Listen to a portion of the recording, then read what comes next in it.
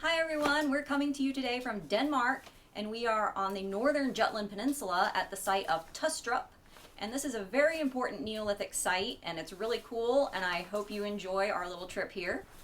I think that people don't have a real appreciation of how sophisticated people were at this time living in this area.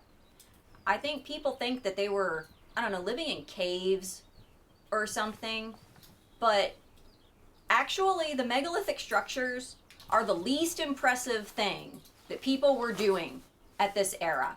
Because at this time, people were living in houses that were made of wood, of course, but they were wooden houses that were made without any kinds of nails, no metal involved in the construction of a house. Like, can you make a wooden house with no nails?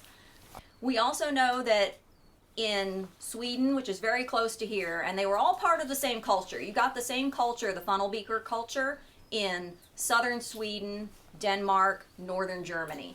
And so you see the same types of megalithic structures, the same types of pottery. They were the same group of people. In Sweden, we know that they had elaborate flint mines. People from further south on the continent started moving, the funnel beaker people started moving up into the Scandinavian region, and they found a rich source of flint in southern Sweden. And so they had these elaborate flint mines with many, many chambers. And it wasn't just like open pit mining. No, they were digging mine shafts. So you had an entire economy of people who did nothing but build ladders, build rope. You had to have people to feed all these people that are mining all this flint. It was a whole economy based on flint mining in some regions. And then they were trading that flint all over Europe.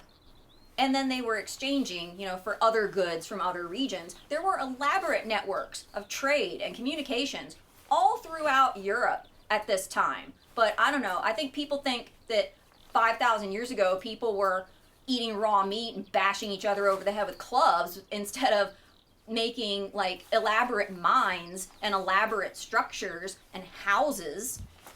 And I think that we really are doing people of the past a disservice by thinking that, that had to have been like aliens to make this. When really, if you consider what it takes to mine flint, stacking some rocks up is easy.